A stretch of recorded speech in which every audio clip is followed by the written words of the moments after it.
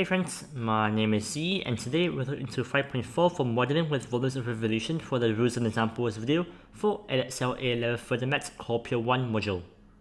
And we'll first look into some introductions of what it is. So basically, volumes of revolution can be used to model real-life situations. And modeling is a really big part of A-level maths and further maths in this Excel specification. So here are some example questions that you could possibly get that's related to the modeling with volumes of revolution. So an example question could be like you given like this cross-sectional area or this cross-sectional diagram of let's say a circular golf ball trophy holder. So modeling is basically how this curve right here can be used to model or to mimic real-life situations or real-life object. And the questions could ask you to give like a limitation of the model, like give one limitation of the model, or to find the volume of like let's say a material needed to make the object. And more often than not, the limitation of the model is basically the curve right here, the curves. Assume that the object follows exactly the curve, which might not be the case because the curve might be like perfectly straight or perfectly curved, while the actual object doesn't follow the exact curve or the exact line. So that's a limitation that we always mention in our answer. So this is just an example for the modeling with volumes of revolution. So here we have a question. A manufacturer wants to cast a prototype for a new design for a pen barrel out of solid resin. The shaded region shown in the diagram is used as a model, right here, for the cross-section of the pen barrel. The region is bounded by the x-axis and the curve with the equation y equals k minus 100x squared, and will be rotated around the y-axis.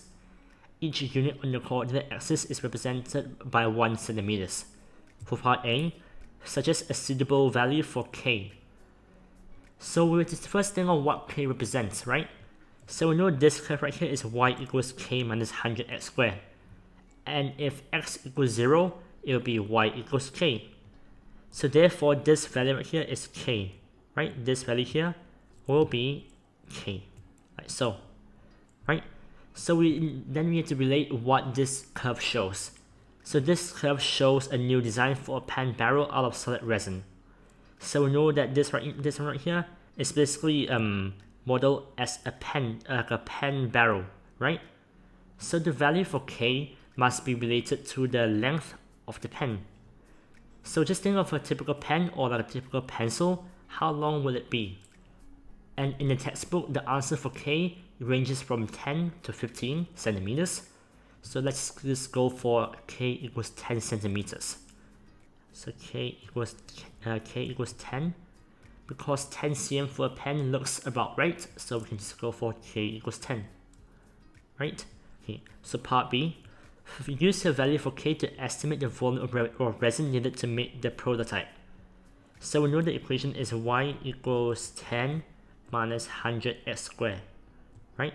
So we know the curve is rotated through about the y-axis. So we have to make x squared or x the subject.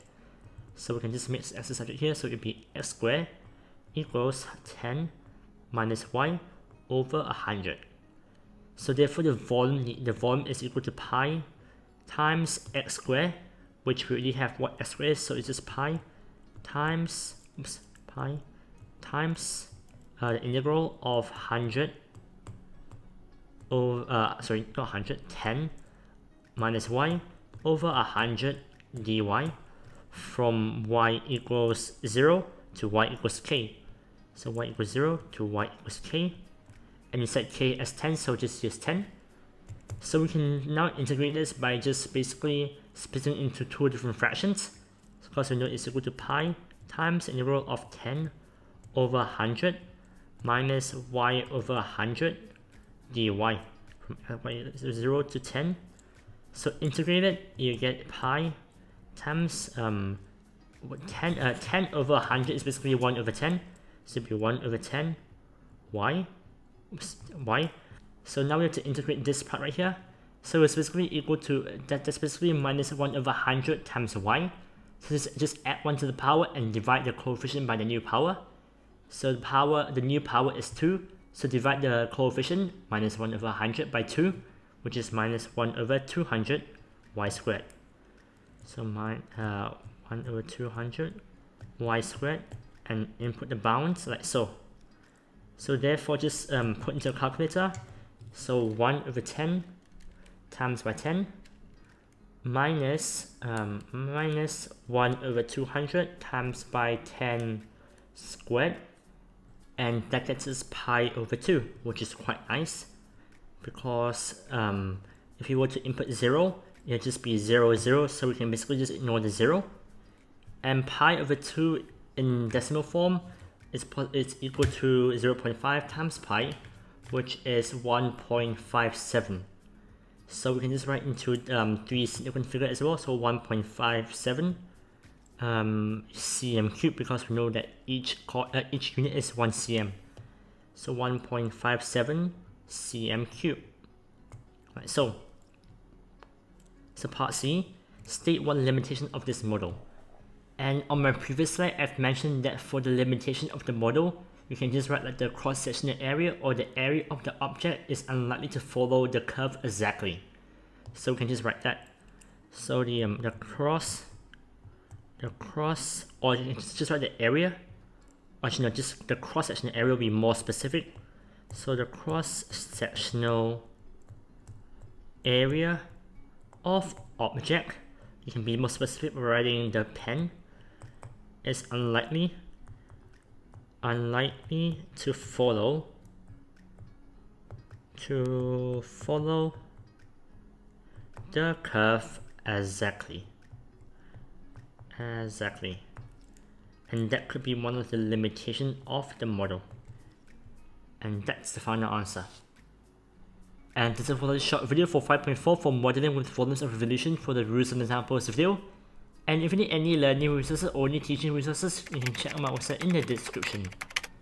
And I hope you all find this video useful and helpful, and if you did, please leave a like and subscribe and ring the notification bell so you don't miss out on any future videos. And in our next video, we'll look into 5.4 for modeling with volumes of revolution for the questions video, where we'll basically look into different real life scenario questions involving volumes of revolution. But anyway, that's it for this video, and I'll see you all in the next video. Until then, stay safe and happy learning.